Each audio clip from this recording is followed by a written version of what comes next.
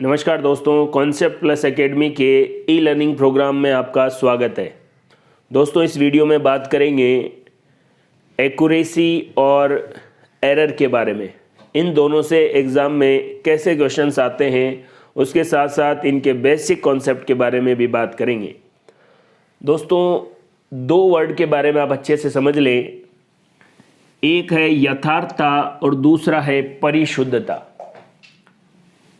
यथार्थता, एक्यूरेसी और परिशुद्धता को कहते हैं प्रेसाइज। इन दोनों शब्दों में क्या अंतर है ये आपने पहले पढ़ा भी होगा, समझा भी होगा, लेकिन कुछ बेसिक बातें हैं जो आपको पता होनी चाहिए। इसका मैं एक एग्जांपल लेके आपको बता रहा हूं कि आपके पास एक रोड है, एक छड़ है जिसकी एक्चुअल लेंथ 4 मीटर है। आपके पास एक रोड है जिसकी एक्चुअल लेंथ, वास्तविक लंबाई 4 मीटर है। अब इस रोड को मापने के लिए, इसकी लंबाई को मेज़र करने के लिए आपने दो लोग तैयार किए। मैंने यहाँ पर एक व्यक्ति ए और दूसरा वाला बी बोला है। पहले वाले व्यक्ति ने इसके 4 ऑब्जर्वेशन लिए, 4 प्रेडिक्शन लिए। जब पहली बार उसने इस रोड को मापा तो 4.1 मीटर आंसर आया। दूसरी बार 4.2, तीसरी बार 3.9 और चौथी बार फिक्स 4 मीटर आंसर आया। व्यक्ति बी ने इसी रोड को मापा। पहला ऑब्जर्वेशन 5.10, दूसरा 5.12, तीसरा 5.11 और चौथा ऑब्जर्वेशन 5.09 आया। देखो, इसकी वास्तविक लंबाई 4 मीटर है। यथार्थता किसे कहेंगे?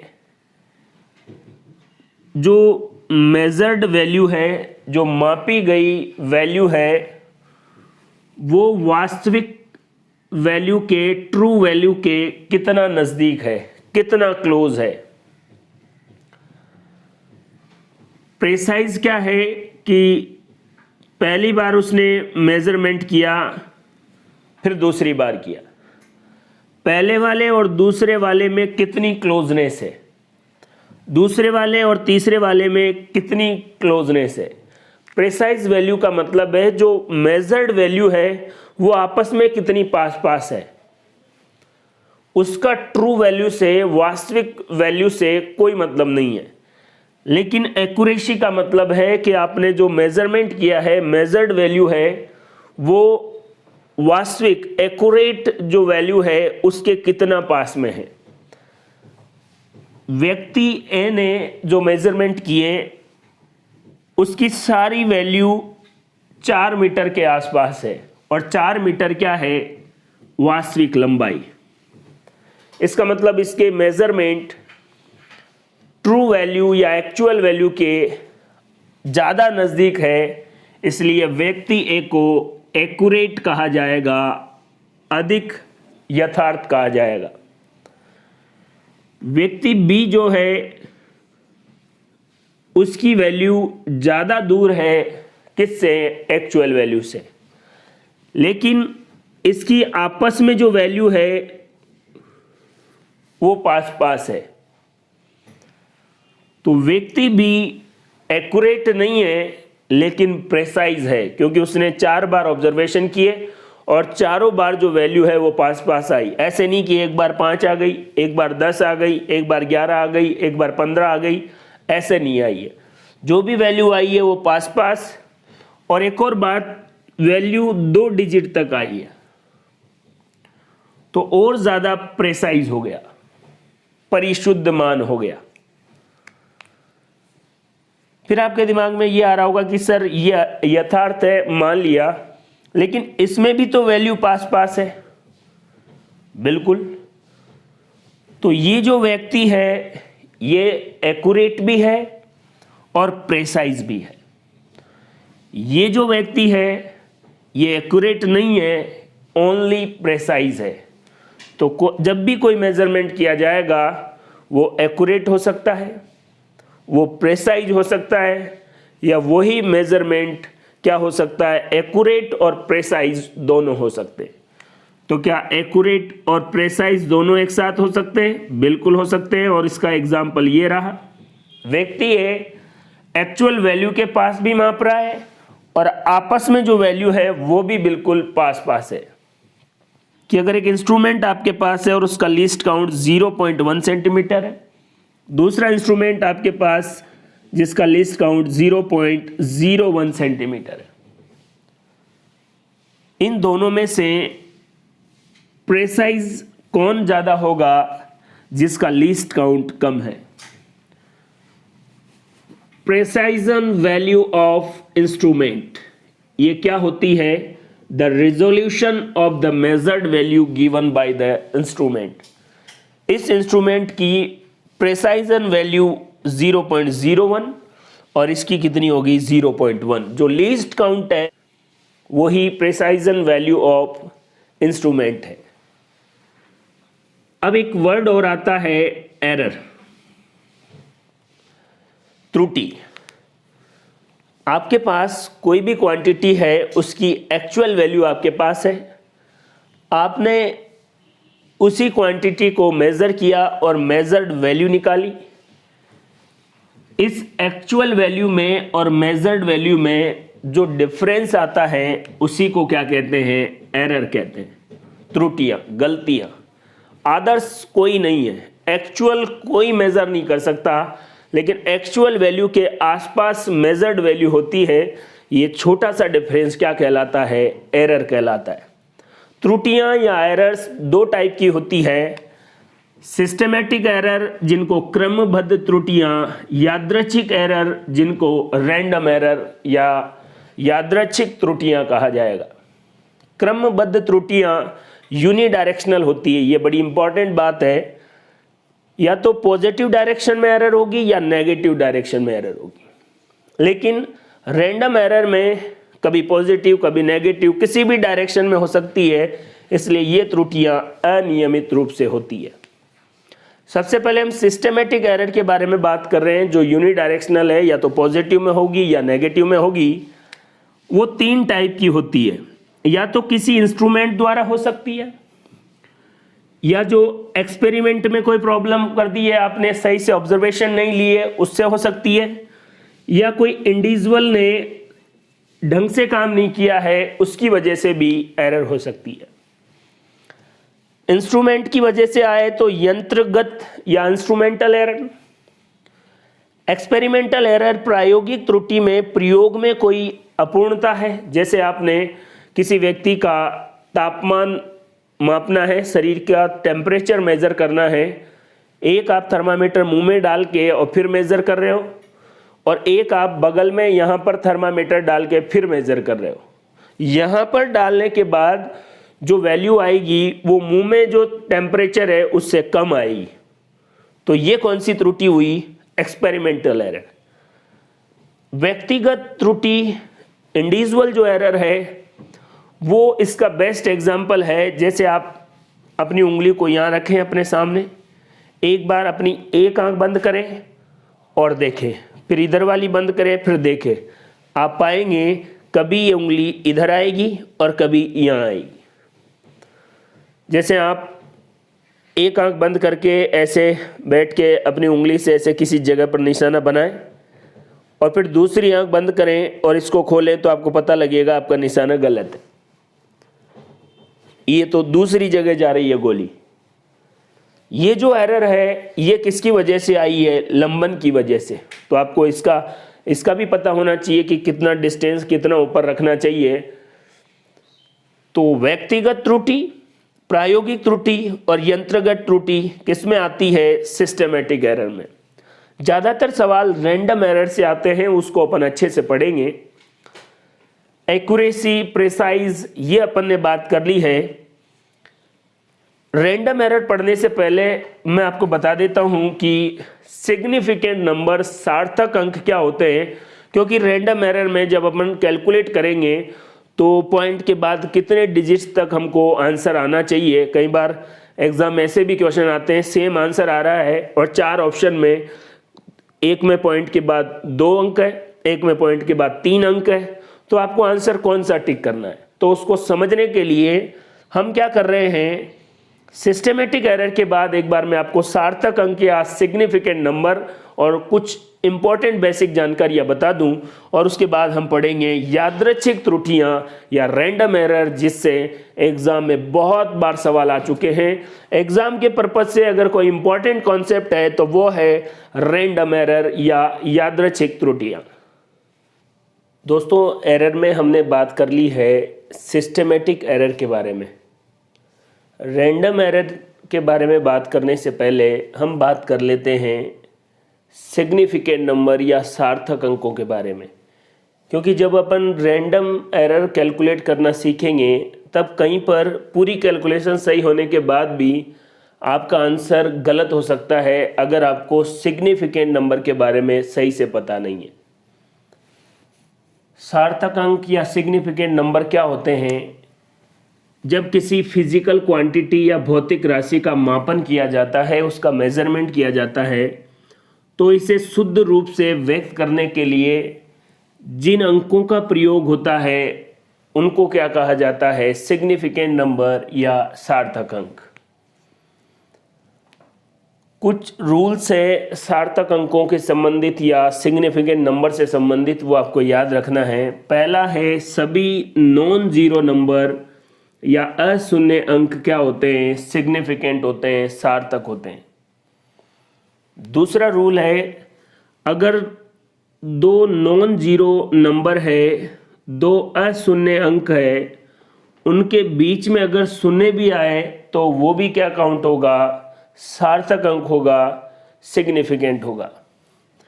लेकिन यदि एक नॉन जीरो नंबर है और उसके बाईं ओर जीरो आ जाए तो वो सार्थक नहीं होंगे, बाईं तरफ के जीरो सिग्निफिकेंट नहीं होंगे। दो रूल मैंने एक संख्या लिख के आपको बताए हैं। अगर 50.0, देखिए दशमलव के बाद इधर और दशमलव के इधर, इस पूरी संख्या में सार्थक अंक कितने हैं? 3। और 500, इसमें सार्थक अंक कितना है? 1। ये दशमलव है, ये कोई संख्या है, और संख्या के इधर वाले जीरो क्या नहीं होंगे? बाईं तरफ के जीरो सार्थक अंक नहीं होते। अब दाईं तरफ के भी कब नहीं होंगे? ये कोई संख्या है और इसके दाईं तरफ के जीरो है, ये भी सार्थक नहीं होंगे।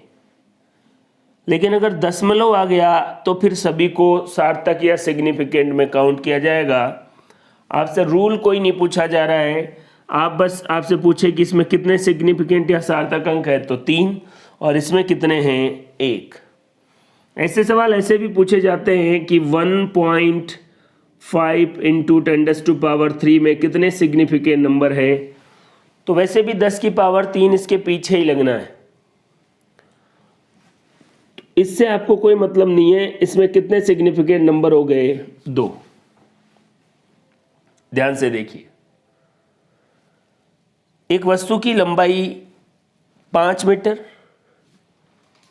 5.0 मीटर, 500 सेंटीमीटर, 5.00 मीटर, 5 × 10⁻² सेंटीमीटर। सबका मतलब एक ही है, लेकिन सबसे एक्यूरेट या यथार्थ मान कौन सा होगा? इसमें सार्थक अंक कितना है? 5, 1। इसमें सिग्निफिकेंट या सार्थक नंबर कितने हैं? 2। इसमें कितने हैं? 1। इसमें सार्थक अंक कितने हैं? 1। और दशमलव के चक्कर से इसमें सार्थक अंक कितने हैं? 3। और इन सभी में सबसे ज़्यादा सिग्निफिकेंट नंबर इसमें है, इसलिए सबसे एक्यूरेट मान यही होगा। अगर इस तरीके का क्वेश्चन आए तो आप ऐसे सॉल्व करें। ये संख्या आपको दे रखी, इसमें कितने सिग्निफिकेंट नंबर है, ऐसी संख्याओं में कितने सिग्निफिकेंट नंबर होंगे। कोई नॉन जीरो नंबर है, उसके आगे जैसे आपको कोई बोले 0, 0, 2, इसमें कितने सिग्निफिकेंट नंबर होंगे? 1। दो नॉन जीरो के बीच में अगर कोई ज़ीरो भी आ जाए, जैसे 101, तो इसमें कितने सिग्निफिकेंट नंबर होंगे? 3। यहाँ पर ज़ीरो को भी क्या किया जाएगा? सिग्निफिकेंट नंबर काउंट किया जाएगा। और जितने भी नॉन ज़ीरो नंबर है वो तो सिग्निफिकेंट है ही है। तो ये था सार्थक अंकों से संबंधित कुछ बातें। एग्ज़ाम में इस वाले पोर्शन से ज़्यादा क्वेश्चन आते हैं और कॉम्पिटिटिव एग्ज़ाम में तो 100% आपको यहाँ से क्वेश्चन मिलने वाला है। अगर आप संख्याओं को जोड़ते हैं या घटाते हैं तो जो डेसिमल है, दशमलव है, वो कहाँ आएगा? सबसे कम दशमलव स्थान वाली संख्या के समान होना चाहिए डेसिमल। अभी अपन जोड़ने और घटाने से संबंधित बात कर रहे हैं। इस नियम को आप पढ़ें। संख्या को जोड़ने और घटाने पर प्राप्त परिणामी संख्या में दशमलव स्थानों की संख्या सबसे कम दशमलव स्थान वाली संख्या के समान होनी चाहिए। 28.84 में से 0.0028 को माइनस करेंगे। इसको माइनस करने के बाद आपके पास आंसर आएगा ये। एग्जाम में आपसे सवाल पूछा जाएगा कि इसका आंसर, इसका सही उत्तर क्या है। ये 4 ऑप्शन आपके सामने। पहले चांस में बच्चा आराम से, देखो उसने बचपन से पढ़ा है कि दशमलव के नीचे दशमलव, डेसिमल के नीचे डेसिमल रखो और घटा दो। ये आंसर आएगा और ये गलत हो जाएगा। यहाँ पर आपको इस रूल के हिसाब से चलना है। ठीक है, आपने घटा दिया है, लेकिन अब आंसर किस में आएगा? सबसे कम दशमलव स्थान वाली। देखो इसमें डेसिमल कितनी संख्याओं के बाद है? 1 2 3 4। और इसमें कितने के बाद है? 1 और 2। तो हमें ऐसा आंसर चुनना है जिसमें 2 के बाद दशमलव आ जाए। तो देखो 4 के बाद, 3 के बाद, 1 के बाद और 2 के बाद किस में आ रहा है? इसमें। इसलिए सही आंसर यही हो गया। कई बुक्स में आपको ये बताया जाएगा कि 2 संख्याओं को जोड़ना या घटाना है, तो आंसर जो है मिनिमम सिग्निफिकेंट नंबर वाली संख्या के हिसाब से होना चाहिए। तो देखिए, अगर इस वाले में ये नियम अप्लाई करें तो गड़बड़ हो जाएगी। ये देखिए, इस वाले में सिग्निफिकेंट या सार्थक अंक कितने हैं? 4। और इस वाले में कितने? सिर्फ इधर वालों को, और ये कितने हो जाएंगे? 2। क्योंकि कोई भी नॉन जीरो नंबर है उसकी बाईं तरफ जो जीरो है वो सार्थक नहीं होते।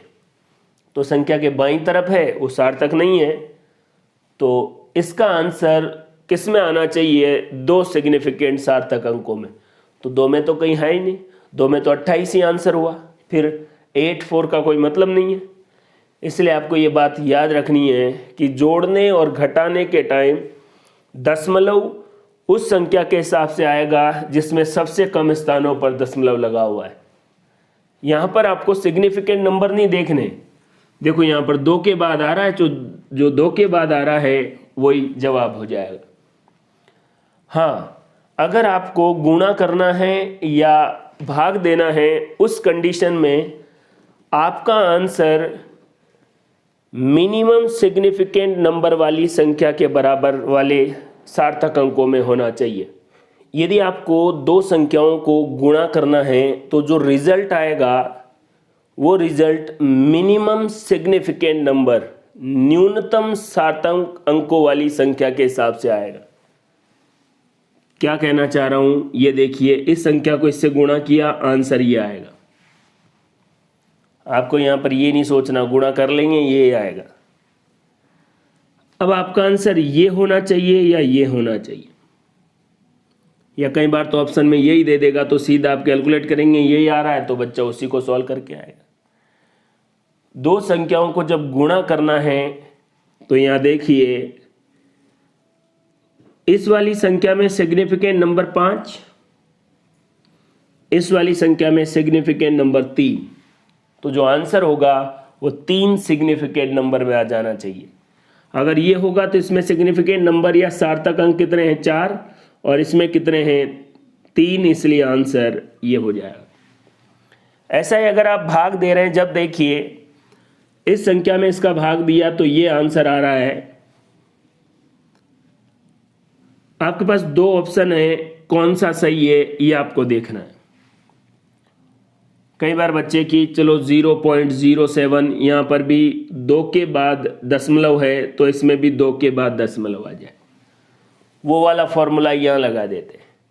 याद रखें 2 के बाद दशमलव है तो आंसर में भी 2 के बाद दशमलव आएगा। ऐसा जोड़ने और घटाने में होगा, गुणा करने में और भाग करने में ऐसा नहीं होगा। अगर इनमें ऐसा होता तो 2 के बाद दशमलव आ जाता, आंसर ये हो जाता। नहीं, गुणा करने में और भाग करने में आंसर जो है उस संख्या के बराबर सिग्निफिकेंट नंबर होंगे जो मिनिमम है। अब यहाँ देखो ये दो संख्याएं हैं, इस संख्या में मिनिमम या सिग्निफिकेंट नंबर कितने हैं? 2, और इसमें सिग्निफिकेंट नंबर कितने हैं? 4। तो हमारा आंसर 2 सिग्निफिकेंट नंबर में होना चाहिए, और इस संख्या में सिग्निफिकेंट नंबर कितना है? 1, इसलिए ये नहीं है। इस संख्या में सिग्निफिकेंट नंबर कितना है? 2, इसलिए आंसर हो गया। सिग्निफिकेंट नंबर जोड़ने और घटाने में दशमलव किस स्थान पे आएगा? वो संख्या जिसमें सबसे कम स्थान पर दशमलव है। इसमें देखो 4 के बाद दशमलव है, इसमें 2 के बाद ही दशमलव है, तो आंसर में भी 2 के बाद ही दशमलव आएगा। अगर गुणा या भाग कर रहे हैं तो वहाँ पर दशमलव कौन से स्थान पर है इससे मतलब नहीं है। मिनिमम जो सिग्निफिकेंट नंबर वाली संख्या है उतने ही सिग्निफिकेंट नंबर आंसर में आएंगे। जब इनको सॉल्व किया, मिनिमम सिग्निफिकेंट कितने हैं? 3, तो इसमें भी 3 सिग्निफिकेंट वाली संख्या आंसर होगी। इसमें मिनिमम सिग्निफिकेंट नंबर कितने हैं? 2। गलती से बच्चा ये कर देगा कि 2 नहीं, नॉन ज़ीरो नंबर के बाईं तरफ वाले सभी ज़ीरो क्या होंगे? सिग्निफिकेंट नहीं होंगे। तो यहाँ पर सार्थक अंक 1 ही है, इसमें 2 है, इसलिए आंसर ये हो जाएगा। लेकिन कई बार ऐसी सिचुएशन आ जाती है कि आपको सिग्निफिकेंट नंबर होते हुए भी एक पर्टिकुलर डिस्टेंस तक जाने के बाद रुकना पड़ेगा। जैसे आपसे कोई पूछे कि आपको यहाँ तक ही लेने हैं बस, इसको कहा जाता है राउंडिंग ऑफ। Rounding off.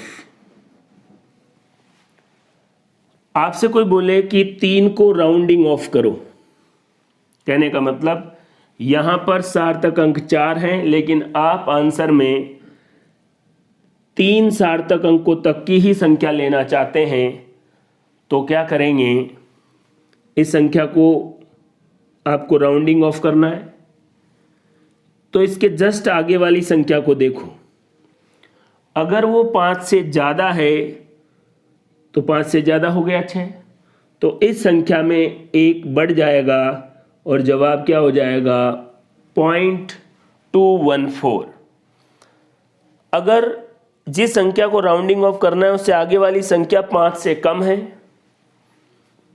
तो फिर कुछ नहीं होगा, उसको ऐसा का ऐसा ही लिख दिया जाएगा, 3 का 3। लेकिन मान लो जिस संख्या को राउंडिंग ऑफ करना है उससे आगे वाली संख्या जस्ट 5 ही है, पूरी की पूरी 5 ही है, न ज़्यादा है न कम है, तो आपको फिर इसी संख्या को देखना है। अगर सामने 5 है और ये संख्या विषम है तो विषम वाली को 1 बढ़ा के क्या कर देंगे? सम कर देंगे।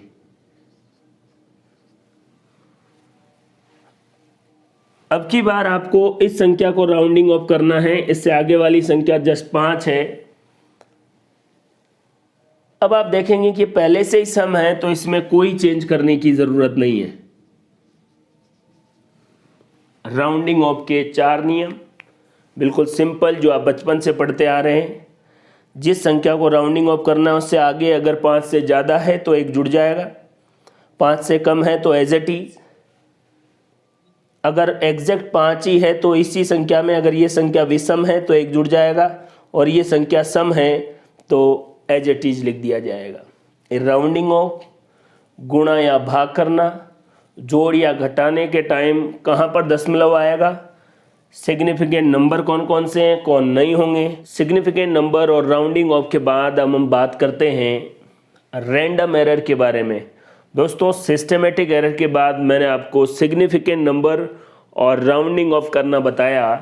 अब हम वापस एरर में जो दूसरी वाला टाइप है रैंडम एरर या यादृच्छिक त्रुटि, उसके बारे में बात कर लेते हैं। यहाँ से आपके एग्ज़ाम में बहुत अच्छे क्वेश्चन आते हैं, इसलिए इस टॉपिक को आपको बड़े ध्यान से देखना है और बार बार रिवाइज करना है। मैंने आपको बताया था एरर या त्रुटि क्या होती है। जो एक्चुअल वैल्यू है, जो वास्तविक मान है, और जो आपने मापा है, जो मेजर्ड वैल्यू है, इसमें कुछ न कुछ डिफरेंस आता है, इसी को एरर कहते हैं। वास्तविक माप और मापित माप के मध्य जो अंतर आता है, उस अंतर को एरर कहते हैं। और ये एरर दो प्रकार की होती है, सिस्टेमेटिक और रैंडम एरर। अब हम इसमें बात कर रहे हैं रैंडम एरर के बारे में। रैंडम क्यों कह रहे हैं? क्योंकि ये वाली एरर पॉजिटिव और नेगेटिव दोनों हो सकती है। किसी स्टेप में पॉजिटिव हो गई, किसी में नेगेटिव हो गई। जबकि सिस्टेमेटिक एरर में या तो पॉजिटिव ही होंगी या नेगेटिव होंगी। लेकिन रैंडम एरर अनिश्चित हो जाती है। किसी एक बार आपने मापा तो आपकी एरर पॉजिटिव में आ गई, अगली बार उसी को मापा तो आपकी एरर नेगेटिव में आ गई। मेन प्रॉब्लम यह है कि ये एक्चुअल वैल्यू है कौन, जिससे आप अंतर निकाल रहे हैं। कि आपने मेजर्ड वैल्यू निकाली और मेजर्ड वैल्यू और एक्चुअल वैल्यू के बीच जो डिफरेंस है वो एरर है। कहने का मतलब एरर तो होगी, लेकिन ये एक्चुअल वैल्यू कहाँ से कैलकुलेट की, इसको कैसे निकाला गया? मेजरमेंट की क्वांटिटी बढ़ा देते हैं।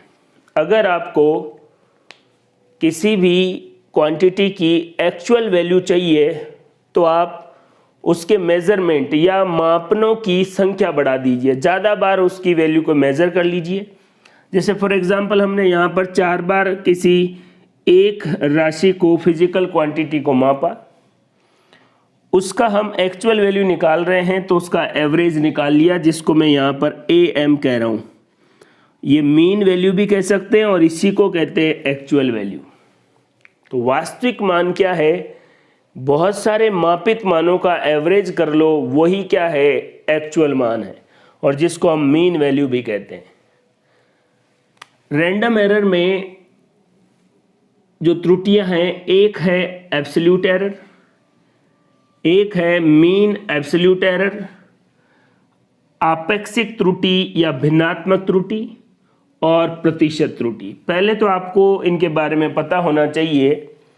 इसके बाद एरर जुड़ते कैसे हैं, एरर को घटाते कैसे हैं, गुणा कैसे करते हैं और भाग कैसे देते हैं। साथ में अगर कोई संख्या पर घात है तो उनकी एरर कैसे निकाली जाती है, वहाँ से बहुत ज़्यादा बार सवाल पूछे जाते हैं। तो अब देखिए, निरपेक्ष त्रुटि या एब्सोल्यूट एरर। आपकी जो मेजर्ड वैल्यू है, जो आपने वैल्यू मेज़र की है, मापी है, और जो एक्चुअल वैल्यू है, जिसको हम क्या कह रहे हैं, मीन वैल्यू, इसके बीच जो अंतर है, इस अंतर के परिमाण को, मैग्नीट्यूड को क्या कहा जाता है? एब्सोल्यूट एरर कहा जाता है। मैग्नीट्यूड क्यों लिख रहे हैं? क्योंकि वैल्यू पॉजिटिव और नेगेटिव में कुछ भी आ सकती है, तो ये मैंने यहाँ पर मैग्नीट्यूड लगा दिया। ये मीन वैल्यू, उसमें से आपने पहली बार मापा और फर्स्ट टाइम मेजर वैल्यू, फिर सेकंड, फिर थर्ड और फिर फोर्थ। ये भी क्या है? Absolute error, absolute error, absolute error और एब्सोल्यूट एरर। हर एक बार जो आपने मेज़र किया, मेजर्ड वैल्यू और मीन वैल्यू के बीच का जो डिफरेंस है, उस डिफरेंस का मैग्नीट्यूड क्या कहलाएगा? Absolute error. मैग्नीट्यूड, परिमाण क्यों कह रहा हूँ?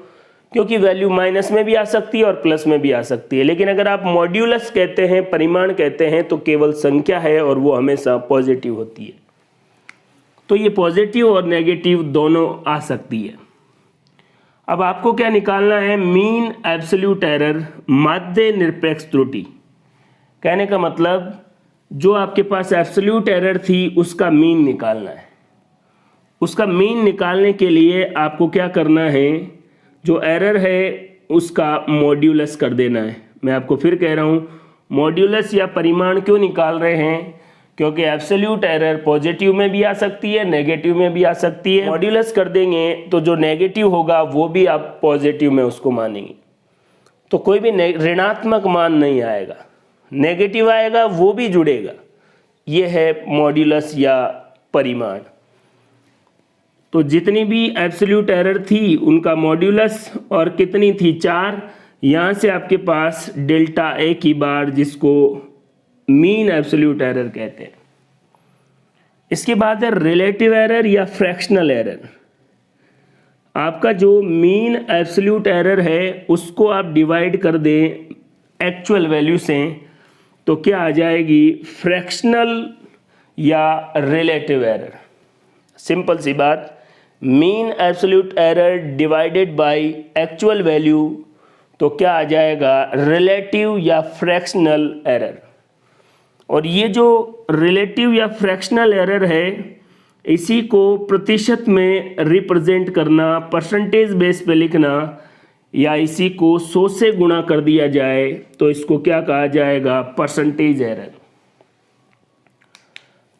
एरर किसे कहते हैं, एक्चुअल वैल्यू कैसे निकाली। आपको जितनी अच्छे से एक्चुअल वैल्यू निकालनी है उतने ही ज़्यादा बार आप मेजरमेंट कर लीजिए, उसका मीन निकाल लीजिए। एब्सोल्यूट एरर क्या है, मेजर्ड वैल्यू और एक्चुअल वैल्यू के बीच का डिफरेंस।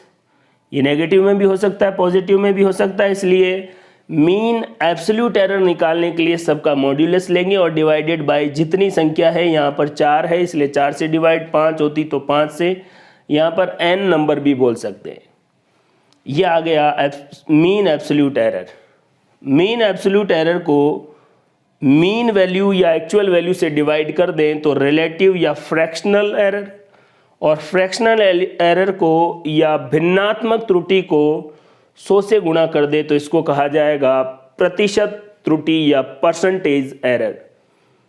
एरर अब जुड़ते कैसे हैं, घटाव कैसे होता है, भाग कैसे देते हैं और गुणा कैसे करते हैं, यहाँ से कैसे क्वेश्चन आते हैं, इसके बारे में भी बात करते हैं।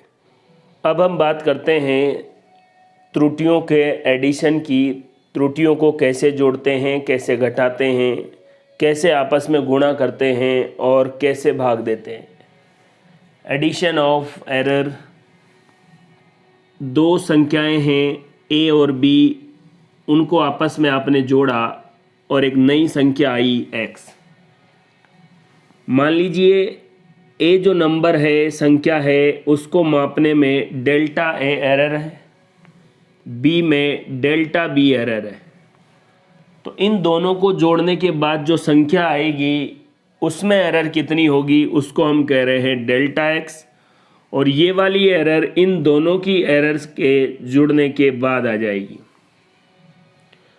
एरर्स जुड़ती है तो इसको हम ऐसे लिखेंगे कि x में एरर हो गई डेल्टा x, a में पहले से ही डेल्टा है और b में क्या होती है डेल्टा b। दोनों की एरर को जोड़ेंगे तो डेल्टा x आ जाएगा। इससे रिलेटेड क्वेश्चन कैसे आएंगे, जैसे आपको पता है श्रेणी क्रम में सीरीज में 2 रेजिस्टेंस लगे हुए हैं, एक है 2 ओम का और दूसरा है 4 ओम का। इस वाले रेजिस्टेंस के लिए एरर है 0.2 ओम और इसके लिए है 0.4। अब आपको पता है कि श्रेणी क्रम में जो प्रतिरोध होते हैं, सीरीज में जो रेजिस्टेंस होते हैं वो सीधे सीधे ऐड हो जाएंगे। तुल्य प्रतिरोध या इक्विवेलेंट रेजिस्टेंस ज्ञात करने के लिए तो RE बराबर R1 प्लस R2। इसके लिए जो एरर होगी डेल्टा RE, इसको मापने में डेल्टा R1 और इसको मापने में डेल्टा R2। देखो डेल्टा R1 कितना है 0.2, डेल्टा R2 कितना है 0.4, और दोनों को मिला के एरर कितनी हो गई डेल्टा RE 0.6। और इसको कैसे रिप्रेजेंट करेंगे रिजल्ट को, देखिए कौन है RE इक्विवेलेंट रेजिस्टेंस। तो सीरीज में क्या हो जाएगा, दोनों को ऐड कर देंगे, 2 और 4 6, और एरर क्या हो गई, एरर ऐड हो गई 0.2 और 0.4 0.6, और रिजल्ट ये आपके सामने। अगर आपको दो संख्याओं को a और b, इनकी वैल्यू ये है, अब इनको आपस में घटाना है। a जो है वो 40 और प्लस माइनस, या इसमें एरर है 0.3 की, और ये है 22 और इसमें एरर है 0.5 की। आपको चाहिए x equals to a minus b. तो आपको पता है इसका रिजल्ट आपको कैसे निकालना है। x की वैल्यू तो सिंपल है, a minus b, delta x क्या हो जाएगा, delta a plus delta b। ये इंपॉर्टेंट बात है, जो ये वैल्यू है इसको भले ही आप माइनस कर रहे हैं लेकिन एरर तो आपस में जुड़ेगी। तो इसका रिजल्ट क्या आ जाएगा, delta x, x plus delta x, या यहाँ पर प्लस माइनस अपन डिनोट करते हैं, आपको पता है। 40 में से 22 गए या 40 में से 22 गए तो 18 आ गए x की वैल्यू, और एरर जुड़ेंगे तो 0.3 और 0.5, तो डेल्टा x क्या हो गया, 0.3 और 0.5 कितना हो गया, 0.8। तो क्या हो गया, x plus minus delta x की वैल्यू कितनी हो गई, 18, और प्लस माइनस कितना हो गया, ये इसका वैल्यू आ गई। अगर आपको दो संख्याओं को गुणा करना है तब एरर का क्या होगा, और भाग देना है तब एरर का क्या होगा, ये भी आप अच्छे से समझ लें। देखिए ध्यान से, दो संख्याएं a और b, इसको आपस में मल्टीप्लाई करना है, रिजल्ट आ जाएगा x में जो एरर आएगी डेल्टा x अपॉन x, इसकी error delta a upon a, इसकी error delta b upon b। देखिए आप ध्यान से, delta x upon x, delta a upon a, delta b upon b। इसको फ्रैक्शनल एरर या रिलेटिव एरर भी कहते हैं। आपको डेल्टा x निकालना है तो ये x उधर जाके मल्टीप्लाई हो जाएगा।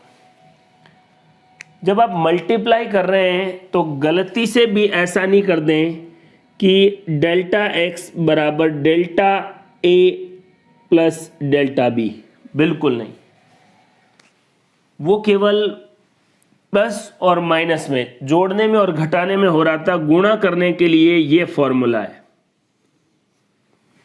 अगर आप दो संख्याओं को गुणा कर रहे हैं तो जो परिणाम आ रहा है, इस संख्या की रिलेटिव एरर बराबर होगी इसकी रिलेटिव एरर और इसकी रिलेटिव एरर की।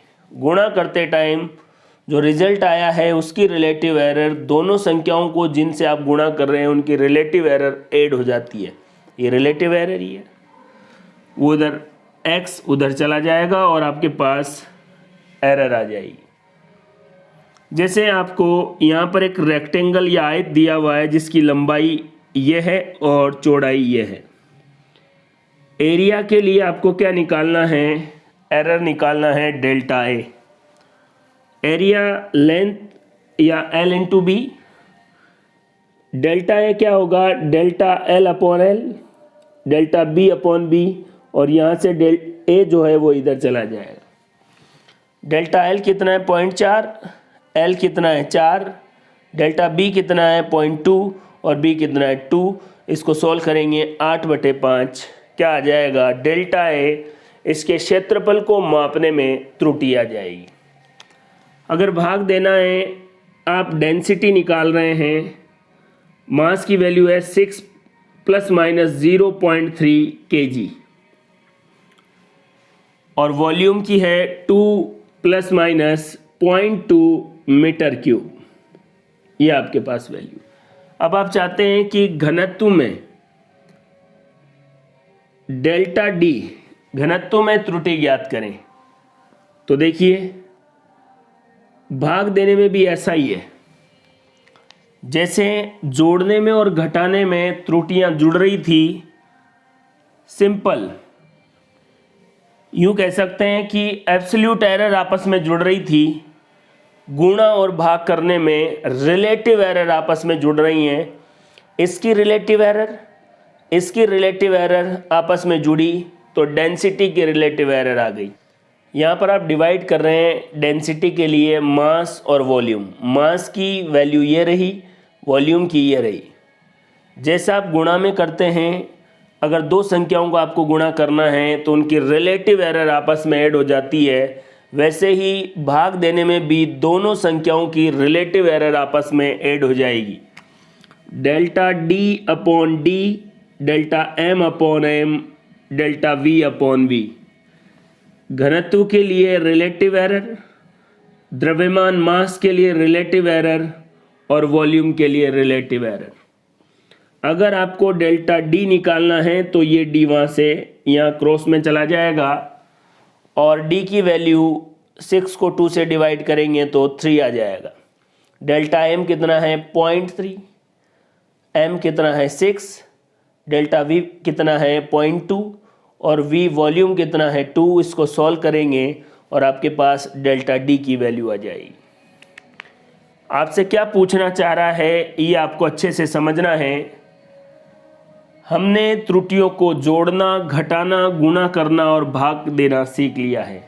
इससे पहले हमने अभी बात की थी एब्सोल्यूट एरर क्या होती है, मीन एब्सोल्यूट एरर क्या होती है, रिलेटिव एरर क्या होती है।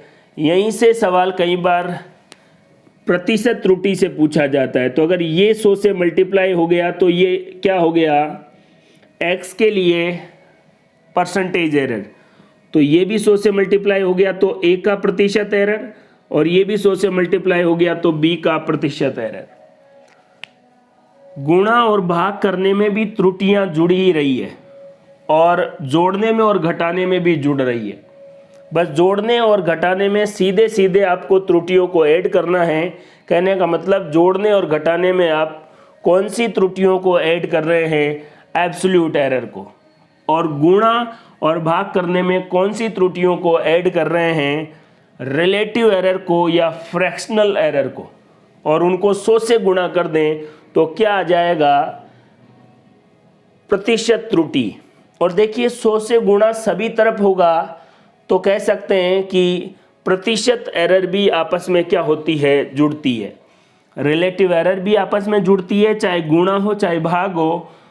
अब 100 से गुणा सभी स्टेप में कर देंगे तो कोई फर्क नहीं पड़ेगा, तो प्रतिशत एरर भी जुड़ेगी ही, चाहे गुणा हो रहा हो चाहे भाग हो रहा हो। एरर को जोड़ना, घटाना, भाग देना और गुणा करना हमने सीख लिया था।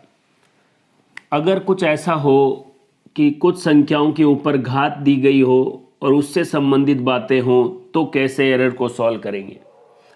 x बराबर a की पावर b, b की पावर q और c की पावर r है। आपसे पूछा गया डेल्टा x अपॉन x, तो जो भी घात में है उसको आगे ले लो और जो संख्या है उसकी रिलेटिव एरर या फ्रैक्शनल एरर निकाल दो। q को आगे ले लो, delta b upon b, r को आगे ले लो और डेल्टा c अपॉन c। अगर सभी स्टेप को 100 से गुणा कर देंगे तो क्या आ जाएगा, प्रतिशत एरर, परसेंटेज एरर। कोई आपसे पूछे कि x का प्रतिशत एरर निकालो तो x के प्रतिशत एरर का फॉर्मूला ये है, p से गुणा करो a के प्रतिशत एरर ऑफ a, q से गुणा करो प्रतिशत एरर ऑफ b और r से गुणा करो प्रतिशत एरर ऑफ c को। जो पावर है उसको आगे ले लो गुणा में, बाकी उनकी प्रतिशत एरर हो जाएगी। जैसे आपको एक क्वेश्चन दिया x बराबर a की पावर 2, b की पावर हाफ, c की पावर 1/3 और d की पावर 3। इस क्वेश्चन में दे रखा था कि a का प्रतिशत एरर 1 है, b का 2, c का 3 और d का 4। ये क्वेश्चन एग्जाम में आया हुआ है। अब आपसे पूछा x का प्रतिशत एरर क्या होगा, तो देखो 2 की पावर आगे ले लेंगे, प्रतिशत एरर ऑफ बी a, 1/2 को आगे ले लेंगे, प्रतिशत एरर ऑफ b, 1/3 को आगे ले लेंगे, प्रतिशत एरर ऑफ c, 3 को आगे ले लेंगे, प्रतिशत एरर ऑफ d। और सबकी प्रतिशत एरर आपको दे रखी है, तो 2 को 1 से गुणा, आधे को 2 से, 1/3 को 3 से और 3 को 4 से। 2 को 1 से गुणा किए 2, 1/2 को 2 से गुणा किया 1, 1/3 को 3 से गुणा किया 1, और 3 को 4 से गुणा किया 12, और 12 और 4 कितना हो गया 16%। इस प्रकार से प्रतिशत एरर ऑफ x आ गया। ऐसे क्वेश्चन आपको एग्जाम में पूछे जाएंगे। ये क्वेश्चन भी आपके एग्जाम से संबंधित है कि द्रव्यमान के मापन में त्रुटि 4% है और भुजा के मापन में त्रुटि 5% है, तो घनत्व के मापन में त्रुटि बताइए। घनत्व का फॉर्मूला है m/v, और v क्या होता है L³ या भुजा का क्यूब। देखो ध्यान से, L × b × h, इसलिए L³ लिख रहे हैं। अब इसका प्रतिशत एरर निकालना है, तो क्या फॉर्मूला होगा, इसकी पावर कुछ नहीं है तो 1, और प्रतिशत एरर ऑफ m, इसकी पावर कितनी है 3, प्रतिशत एरर ऑफ l। इसमें यह भी ध्यान रखना है कि कोई नीचे भी होगा तो भी जुड़ेगा ही। मैंने आपको बताया कि रिलेटिव एरर हो चाहे परसेंटेज एरर हो, वो जुड़नी है। 1 को 4 से गुणा किया 4, और 3 को 5 से गुणा किया 15, और 15 और 4 कितना प्रतिशत हो गया 19%। इस कॉन्सेप्ट को आप अच्छे से याद कर लें, और इससे जुड़े हुए कॉन्सेप्ट और भी इम्पोर्टेंट क्वेश्चन मैं आपको क्वेश्चन शीट में दे दूंगा, उसको अपन आसानी से सॉल्व कर लेंगे। लेकिन यहाँ पर एक कॉन्सेप्ट आप याद रखें, फिर एरर से संबंधित जो वीडियो है या कॉन्सेप्ट है वो कंप्लीट। आपको पैरेलल में 2 ऐसे रेजिस्टेंस दिए गए हैं, उनका तुल्य प्रतिरोध ज्ञात करेंगे तो फॉर्मूला ये है, और इसको सॉल्व करेंगे तो ये है। आपसे कोई पूछे प्रतिशत एरर ऑफ RP, ये देखिए, अगर हम क्या कर रहे हैं, इसकी रिलेटिव एरर भी निकाल रहे हैं तो वही पुराना फॉर्मूला, लेकिन इसको सॉल्व करने चले गए तो प्रॉब्लम हो जाएगी। तो इसको एक नया ही नंबर मान लो C, ये A है, ये B है और ये C है। तो A का, या इसको क्या बोलेंगे, डेल्टा R1/R1, डेल्टा R2/R2, और ये पूरे को 1 मानेंगे तो डेल्टा R1 + R2 और अपॉन में R1 + R2, सभी प्लस में होगा क्योंकि त्रुटियां हमेशा क्या होती है, जुड़ती है। और इससे क्वेश्चन सॉल्व कर लेंगे। इससे रिलेटेड क्वेश्चन भी अपन क्वेश्चन बुकलेट में आपको बता देंगे जब आपको टेस्ट से रिलेटेड पेपर दिया जाएगा। इस तरीके के आसान क्वेश्चन आप आराम से सॉल्व कर सकते हैं। तो दोस्तों, एक्यूरेसी और एरर से संबंधित जितने भी कॉन्सेप्ट थे मैंने आपको टू द पॉइंट और स्टेप वाइज आपको समझा दिए हैं। अच्छे से आप इन चीज़ों को समझें और इससे रिलेटेड क्वेश्चन आप कहीं से भी सॉल्व करें, आप आराम से सॉल्व कर पाएंगे। एक और बात मैं आपको यहाँ पर बता देता हूँ, आप चीज़ों को बड़े सिस्टमेटिक तरीके से देखें। कोई भी एक पॉइंट या एक टॉपिक पूरा हो जाए उसके बाद आप फिर से रिवाइज करें। इस पैटर्न को पढ़ने में आपको थोड़ी समस्या हो सकती है, लेकिन आप एक बार रिवाइज करेंगे उसके बाद एक सिंगल क्वेश्चन ऐसा नहीं होगा जो इस वीडियो के बाहर आ जाए और आपके एग्ज़ाम में से पूछ लिया जाए। इसलिए वीडियो को बड़े अच्छे तरीके से ध्यान से देखिए। वीडियो की क्वालिटी ये भी है कि आपको नोट्स बनाने के लिए या अलग से किसी कंटेंट या PDF की ज़रूरत नहीं है। सिस्टमेटिक तरीके से आप आराम से एक स्लाइड का स्क्रीनशॉट लें और उसको अपनी कॉपी में उतारें और ये आपके नोट्स भी तैयार हो गए। इसलिए वीडियो को बड़े ध्यान से देखें, अपनी तैयारी करते रहें। थैंक यू, धन्यवाद।